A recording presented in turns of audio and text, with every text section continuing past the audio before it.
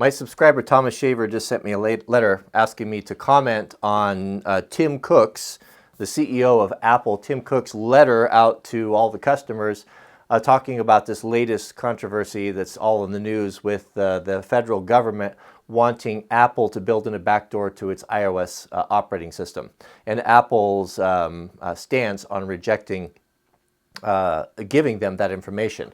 If you don't know what's going on, there was, of course, we had a terrorist attack a couple months back, and they were able to recover one of the terrorists' iPhones, and because of the new software encryption, they're unable to get in there and get at that information that they think may be valuable or lead them to future arrests. So they've, how it works, if you're not familiar with it, is if you enter the passcode into an Apple device, iOS device, more than 10 times, it will wipe the phone. And so they have tried a couple passwords, are unable to get in. So now they're coming to Apple and say, we want you to unlock this. And not only that, but they want them to build a backdoor into the operating system that they can access information remotely. And Apple is resisting this. Even though there's a court order, some federal judge somewhere has ordered Apple to participate in this. And again, they're refusing. What's my stance on it? What's my take on it? Is what Thomas is asking.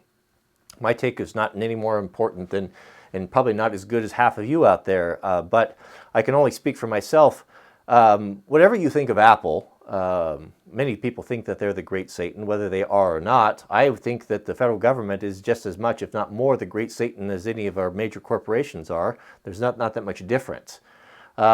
That the problem is not, this is a scary thing. This is a really dangerous thing because if you read into it and do a little research on this, what the government essentially wants is they want a backdoor they can access your phone, and they can, even to the extent, can come in and turn on the microphone, the speaker remotely, or the microphone, hear what's going on, see what you're doing. It's unprecedented access, and it's terrifying.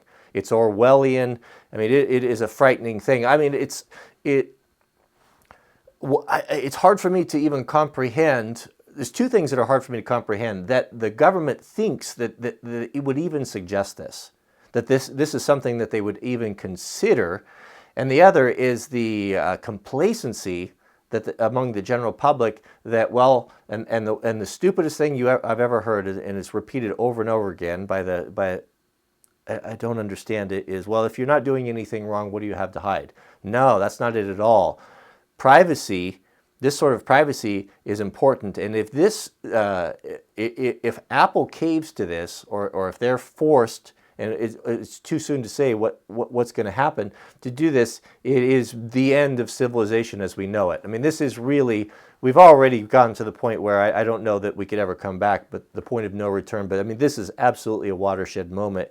And I don't know, it needs to be talked about, and people need to be outraged, and people need to come to the support of Apple or Tim Cook or whoever it is that is making the stance, because they're absolutely right. The problem is, it makes, it's such a reasonable argument. Well, why would you want us to keep us out of this phone? Why would you want us to have this information? We might be able to get information that will save American lives, or we may be able to stop the next terrorist attack. But at what cost? At what cost?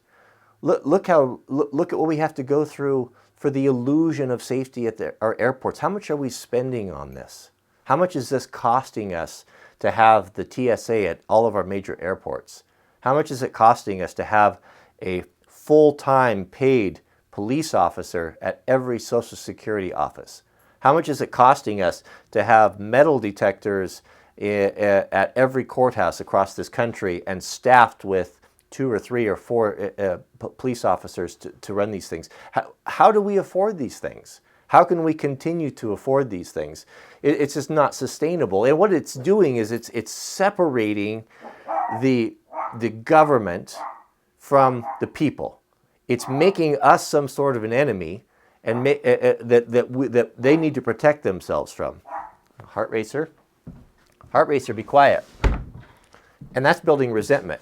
It's becoming us and them. And they continue to insulate themselves and try to protect themselves. And what it does is making a divide between us and the people, between them and the people. One of the major problems is this lack of transparency in the government. These elected officials, alleged elected officials, are in Hollywood, might as well call it Hollywood, huh? Hollywood, Washington, D.C., what's the difference? In Washington, D.C., they no longer speak for us. I mean, I'm just beating the drum, and we all know this thing. They're supposed to go.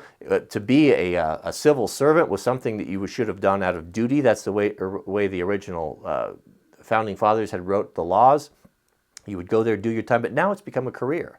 And they don't care about the constituents. They don't care about the people. They're bought and paid for by lobbyists. And they're only looking to feather their own nest. They're only looking to having the connections and the money and the power to win the next election, to continue that 20, 30, 40, 50-year career as a U.S. Senator. Never should be that way. It shouldn't be. And the other thing that's really causing a lot of rifts and hard feelings, I think, between the people and the government is the spending on these wars, the spending on these black budgets, these money going out into these secret CIA projects, Department of Defense projects that not even senators know where it goes. There's no accountability. They can do whatever they want to. They can spend millions. We're talking about pallets of money going over to Iraq, being handed out, and what do we have to show for it? We have nothing to show for it. How can we afford these things? And when you start looking at that, is that a government that is speaking for us? We're hated all over the world because of the acts of a very small minority of people, of warmongers or hawks or profiteers or companies that are making millions or billions of dollars off of perpetuating these wars. And it's really sad. It makes me sad. And I think that the reputation that we've got because of this is somewhat deserved. But those people that are doing this and continuing these wars and trying to kill their way out of terrorism, they're not speaking for me. And they're not speaking for very many of you and my subscribers. We don't have anything to do with this. We don't have any control. We don't have access to our senators. We don't have a representative in Washington anymore that gives a care about what we think. It's all about looking after number one, all about looking after themselves. And it's just hopeless. It's hopeless without some sort of a radical change. And that radical change is not going to be Donald Trump being elected president or Bernie Sanders being elected president. If you think, and it just is amazing to me, every 4 years it rolls around and around again, and look at the people caucusing, and look at them getting all excited and getting the vote out and putting all of hitching their wagon to this star, and if my man or my woman gets elected, everything's going to be different. All the things are going to be, we're going to make America great again. It's nonsense. It's nonsense. It's just nothing but lies. And if you think that the president of the United States is the one pulling the strings, and that's actually controlling things and making policy, you're not very smart, because that's not it's nothing more than a figurehead. Yes, what I hear from Donald Trump, those things it sounds good. I mean, because we're just looking for any sort of leadership, somebody that's willing to make the hard decisions. Look at our deficit. Look at the nonsense that all these foreign wars, this money that we're spending, and the handouts, and it's what's it going to take to turn this stuff around? It's just getting back to the Apple thing. It's just very refreshing to see someone, at least that's what the image that he's portraying, that he's trying to stand up against this tyranny and push back on this a little bit. I don't know what the solution is. I don't know that there is a solution. I think it seems to me that it's beyond Washington and politics and what our government has turned into, and the sense of entitlement and career politicians I don't know that it can be brought back. I don't think so. It just seems to me it's just too far gone. So what's the solution? Is it revolution? Is it the overthrow of the federal government? Is it overthrow of the local government? I don't know. I don't know. I have no idea. But what can I do about it? And what can you do about it? Who's listening to you? Who's listening to me? Nobody. What can you do other than move out of the cities and try to insulate yourself from as many of the effects, the negative effects that these governments and these policies are having on us. Grow your own food, become self-sufficient, heat with firewood, separate yourself from being under the control of as many people as you can. Get your house paid off. Don't be in debt. Live free. Be a free man. And I mean, what else can you do? What else can you do other than that? I can't control Washington. I can't control my circumstances. All I can control is how far their tentacles reach into my life, and cut those off whenever possible. So I want to. I don't know I don't know the whole story. There's probably a lot more things going on behind the scenes that I'm not aware of. But on face value, from what I see, props to Tim Cook for standing up for this. And if you have a way of supporting it, make a video, talk about it, get people talking about it. Maybe there can be enough pushback.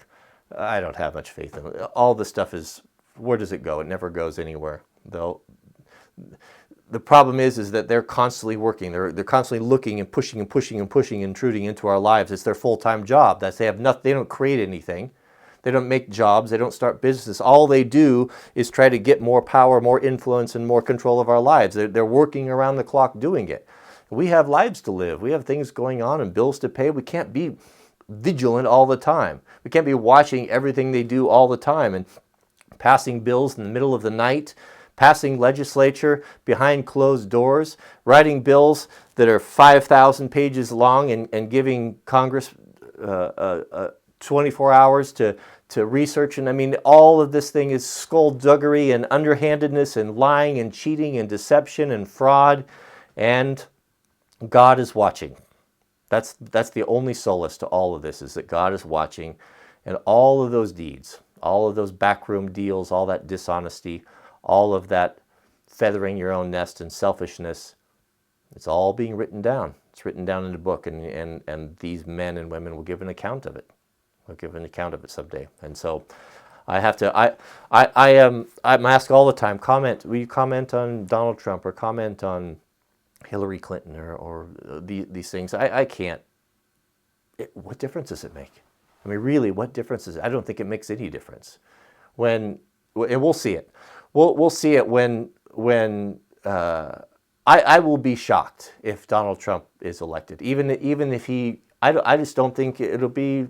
They'll do something, whether it's the voting machines or some underhandedness, and we'll get Jeb Bush will be the candidate for the RNC, even though no one wants him, and even though he's not the best. It's just, when you see Jeb Bush sitting in the White House or running against Hillary Clinton, you'll know that the fix is in, if it isn't already. And I think that it is, but that will solidify it. I just don't think that an outsider is going to be allowed to hold that position. So we'll see. Not that it makes any difference. It's just it's so aggravating. But I'm not a politician basher. I'm not going to say that we're in trouble because of Barack Obama, or we're in trouble and have all of this deficit because of Reagan or Nixon or Johnson or whoever. You know, God put those people. God put these men and women in these positions, and He has a plan, and it's all to bring about something that we don't all understand yet. So I'm not going to be the one fighting against God. If God has put this person in office, and it's part of His divine plan, you know, sufficient is the trouble for tomorrow. You know, what does He tell me? I don't need to be losing sleep over it. And I see a lot of you guys, and on the gun channels, ranting and raving and going on and hating on Obama, and your whole life is made miserable because of something. And who is he? He's nothing. He's just nothing. It's madness. It's madness. Where else are you going to go? Where are you going to go? What utopia are you going to find? It's we got to just stay here and do what we can with what we have, and wait for an opportunity, and hopefully some leadership arises, and well, I don't know. That's my comment on Tim Cook and Apple.